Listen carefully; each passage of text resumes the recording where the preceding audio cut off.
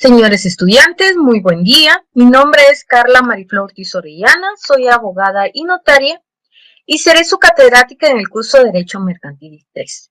Nos encontramos en la semana número 16 y nos corresponde ahora ver los temas sobre los contratos atípicos, el underwriting o contrato de financiamiento, el contrato de concesión mercantil, el contrato pool o contrato de intercambio de acciones, el contrato management o contrato de asistencia administrativa y un tema específico y aparte, la conciliación y el arbitraje como una forma de solución de conflictos en la contratación mercantil.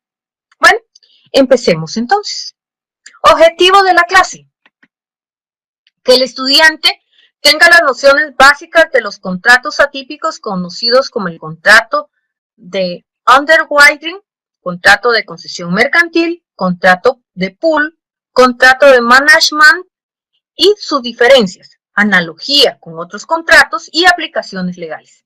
Asimismo, de cómo la conciliación y el arbitraje funcionan como una forma de solución de conflictos en la contratación mercantil en lugar de acudir a la jurisdicción estatal. Bueno, empecemos con el primer contrato. Contrato de underwriting.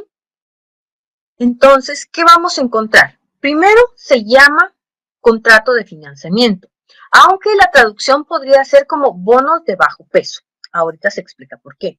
Es una operación por la cual un banco o una sociedad financiera otorga prefinanciamiento a la sociedad emisora sobre la suma que presenta el total o parte de los valores a emitir, acciones o debentures, pagando un precio menor al valor nominal de cada documento, los cuales colocará posteriormente por un precio mayor. De ahí que venga bonos de bajo precio. No necesariamente bonos, recuérdense que estamos hablando de valores, acciones o debentures. Entonces la idea es comprarlo a menor precio y subirlo a mayor precio. Como pueden ver, son operaciones financieras y por los cuales funciona realmente bien. Entonces, ¿qué es lo que encontramos acá?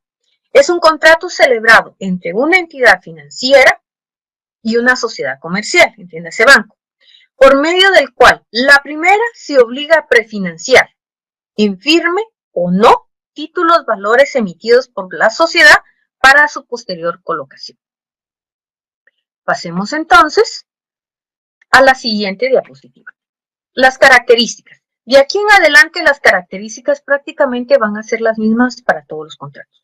Estamos hablando que es un contrato mercantil atípico, es oneroso conmutativo, por escrito, pero no formal, es consensual, también va a ser bilateral o sinalagmático, de tracto sucesivo, mixto y colectivo, y contrato, específicamente contrato del mercado de capitales.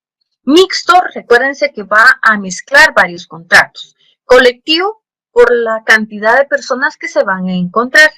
Y si estamos hablando de contratos de mercado de capitales, por las operaciones financieras que se dan. Ahora, sobre los elementos nos vamos a encontrar siempre los mismos también, personales, reales y formales. Son elementos personales, la sociedad financiante, que como se dijo puede ser tanto un banco como una financiera. Estamos hablando de la sociedad emisora, que va a ser la que va a dar, ya sea los bonos, los debentures, las acciones o aquellos títulos valores que representen lo que ellos están tomando. Ahora, si nos vamos a los elementos reales, vamos a encontrar la inversión y vamos a encontrar los valores o los títulos valores de los que se hablaron. Y lo otro que es por escrito. Recuérdense que estamos hablando de documentos que se van a poner al mercado. Por lo tanto, sí se consideran de carácter escrito. No va a existir una acción oral. Todas son de carácter escrito. O también los títulos. Cualquier título o valor. Estamos hablando de debentures, por ejemplo. Pasemos entonces a una situación interesante acá. Si estamos hablando de clases, vamos a encontrar varias clases. pero 3 son las más comunes y que se van a desarrollar durante la clase. Compromiso en firme, que sería una, el stand-by, que sería la otra, y a mejor esfuerzo. O sea, vamos a encontrar 3. Compromiso en firme, stand-by y a mejor esfuerzo. Dicho esto, pasemos entonces al siguiente contrato. Contrato de concesión mercantil. Este van a encontrar que tiene muchas similitudes con otro que manejamos anteriormente. Se denomina contrato de concesión aquel contrato por el cual un empresario concesionario se compromete a vender en una zona en determinadas condiciones los productos de otro concedente y a prestar asistencia a los adquirentes de estos productos. Esta es una definición del autor Manuel Broseta Pons. Ahora, busquemos otra más fácil. Contrato típico mediante el cual el concesionario se compromete a vender en una zona determinada los productos del concedente bajo su supervisión. Entonces, como pueden observar, sí vamos a encontrar definitivamente las mismas características del otro, que es un contrato mercantil atípico, que estamos hablando. Lo único que va a variar en este sentido es que no va a ser un contrato de mercado de capitales. De ahí es contrato mercantil, es oneroso, es conmutativo, es por escrito, sigue siendo atípico, es consensual, bilateral, de tracto sucesivo. En algunos, dependiendo del tipo que se haga, es mixto, y ahí estaríamos. Ahora, de los elementos, concedente y concesionario. Elementos reales. Las mercaderías, obviamente, mercaderías o producto. La exclusividad territorial, donde lo va a distribuir. El plazo, por cuánto tiempo. Y la cuota o pago que va a recibir a cambio, recuerden que estamos diciendo que lo va a poner o se va a comprometer a venderlo. Entonces viene la cuota, el porcentaje, si fuera porcentaje, o comisión que va a recibir por ponerlos en venta. Y por último nos encontramos con el jurídico, que va a ser escrito. El escrito no tanto el contrato en sí, sino las órdenes e instrucciones que se tienen que seguir. Las condiciones por medio del cual va a distribuir esas mercaderías en exclusividad territorial durante un plazo, un tiempo, y por medio de una retribución económica. De ahí que vengan esas órdenes e instrucciones. Pasemos al siguiente contrato. Contrato de pool o contrato de intercambio de acciones. Bueno, este se parece mucho al anterior. Me estoy refiriendo a que es un contrato por medio del cual las sociedades, es decir, más de una, se intercambian una cantidad de acciones a través de un procedimiento indeterminado, de forma que participe el capital accionado de las otras y viceversa, para pactar ganancias o solo pérdidas o ambas. Aquí ya no va a haber ningún banco, ninguna financiera. Aquí es directamente las sociedades entre sí. Pueden ser 2, pueden ser 3, pero ahí es donde vamos a encontrarnos de que sí existe intercambio, por eso se llama contrato de intercambio de acciones o pool. Bueno, teniendo esto en consideración, pasemos a la siguiente diapositiva. Contrato mercantil, y estamos hablando de un contrato mercantil atípico, es oneroso conmutativo, por escrito pero no formal. Acá recuérdense que estamos hablando de acciones entre sociedades. Si bien es cierto que en Guatemala ya solo hay de carácter nominativo, recuerden que las acciones pueden ser tanto al portador como nominativas. Y estamos hablando de un sentido más amplio internacionalmente. Aunque en el caso de Guatemala solo van a ser de carácter nominativas. Endoso e inscripción. Bueno, consensual, bilateral sigue siendo lo mismo, de tracto sucesivo porque son varias, no es solamente una vez, y que es mixto y colectivo. Con ello concluimos lo de las características. Pasemos a los elementos. Intervienen sociedades. Pueden ser sociedades de distintos ramos o de distintos objetos o empresas, pero siempre va a ser lo mismo, sociedades. El objetivo del intercambio es que fluya efectivo entre ellas, prestigio, fama y que puedan intercambiar ideas para que no hagan competencia entre ellas, sino que como una fusión de carácter informal. Ahora, los elementos reales, las acciones. Y como se dijo, pueden ser al portador y pueden ser nominativas. Acá en Guatemala solo nominativas, pero como estamos hablando de acciones de diferentes países, se pueden hacer con ambas. Elementos formales escritos. Vuelvo a repetir. Como estamos hablando de títulos que se van a endosar la mayoría de ellos, acciones y por lo tanto por escrito. Estamos hablando de un documento físico.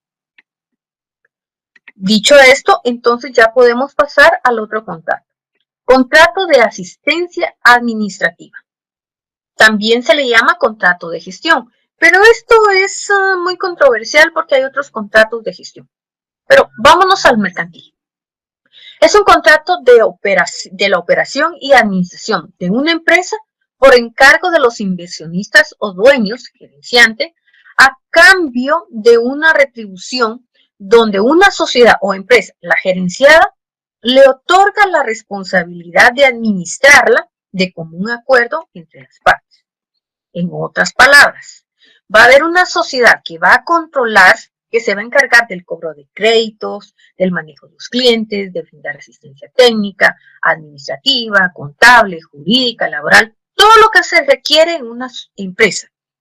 A otra sociedad que podría llamarse que va a ser la controlada, el cliente, a cambio de una retribución básicamente, bueno, su función es que una sociedad se va a encargar de otra, así de sencillo. En otras palabras, se contrata esta sociedad, se hace un contrato, obvio, para que maneje a la otra sociedad para que pueda salir, normalmente para que salga a flote y luego ya pueda administrarse sola. Esa es la idea de esta sociedad, especialmente contrato. Las características se mantienen. Contrato mercantil atípico, oneroso conmutativo, aunque aquí hay con prestaciones recíprocas. Por escrito, pero no formal, contrato de organización, aquí sí varía un poquito. Es un contrato principal. El secundario sería qué es lo que va a hacer. Es un contrato consensual y es un contrato de tracto sucesivo. Los elementos. Estamos hablando de los elementos personales, sociedad controladora o gerenciante, la sociedad controlada, gerenciada o cliente. Recuérdense que la palabra cliente es un poco difícil de manejar. Preferiría, y por eso solo está, sociedad controlada o gerenciada.